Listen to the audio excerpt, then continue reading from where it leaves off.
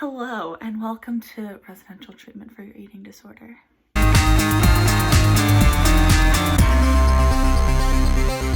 In today's video, I'm going to be talking about residential treatment for eating disorders and what to expect. This is definitely just scratching the surface. I did compile some evidence, that's the first word that came to my head, but I did compile some other people's experiences from other treatment centers to get a more comprehensive view of what it's like in residential, not just like this is what it's like at all residentials and it's one narrow view.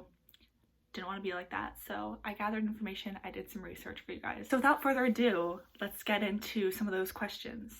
At the center that I was at, 4 weeks is the minimum if your insurance covers it, but there's so many variables that go into how long you stay in treatment for. So it could be up to, one of my friends was in a center for 14 weeks. The longest that I've been is about 9 weeks, and the shortest I've been is 4 weeks. So there's a lot of different variables that go into how long you stay, and obviously insurance is unfortunately one of the main variables too. I cut myself off there because I started rambling, but what I was trying to say is that worrying about the time only adds stress to a very stressful situation already, so don't go into it trying to rush, because rushing it will not end in a good result. Trust me, I've tried to rush and it did not end me up anywhere good. What's a daily schedule like, you may ask? We have one of my old schedules here. It has all my stamps on it. I don't think it says the name of the center that I went to, but you just like get a little schedule and then it has little blocks that have the group schedules on it and you get a little stamp. Anyway, here's the group schedule. Basically, it's, let me look at my sheet here. You wake up for vitals.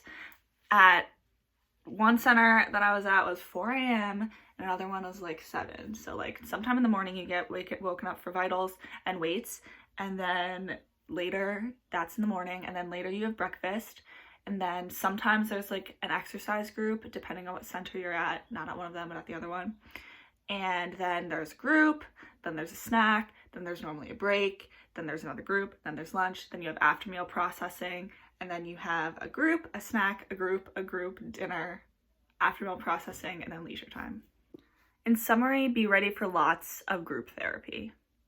I also wanted to say that some groups, like the exercise group and like walk and stretch groups, you have to be cleared to do them. Like you have to have completed a certain number of meals and be like at a certain percentage of your ideal body weight and like stuff like that to be able to participate, and your team has to like have cleared you for everything. So sometimes like you'll have leisure time when there's like a group like that happening, or you'll just be at a different group, because at bigger centers there are like multiple groups happening during the day. Smaller centers, there's only one group happening during the day. It really just depends on what center you're at, but that's the basics.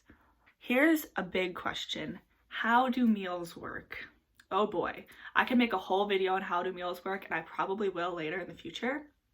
But basically what happens is the doors open and you have filled out a menu, and then your tray is sitting there and it has all the food that you picked out on it, hopefully, and you get your trash and then you give it to a counselor or a nurse, and then you eat your meal, and they write down like your food rituals or table behaviors if you're using any, and then you get checked off, and then that's how a meal goes. Again, that is like way oversimplified. Meals are obviously one of the most important things that happen at treatment, and so there's lots of rules, lots of things to take into account, and lots of things that I wish I knew before I went into treatment about mealtime. When I first got to treatment, I was really confused about meal plans, because I was like, well, how are they going to tell me what to eat? They are trained in food. Literally, that's their whole job for the dietitians. A meal plan is your energy needs to maintain or to restore weight, and that's basically it. So you might have heard me say team in this video, and you might be confused. I was very confused. I was like, who's the team? I don't know what the team is. Your team is your therapist, psychiatrist, and dietitian, who all work together with each other for your treatment needs. Yeah, that's basically all your team is.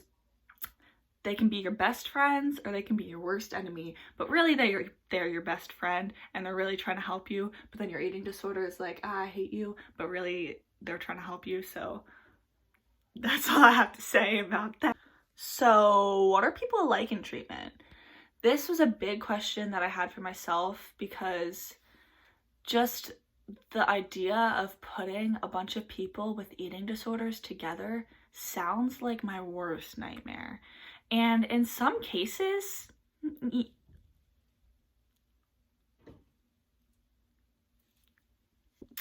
for the most part, people are very nice and are there to recover and are there for themselves and not to create drama with you.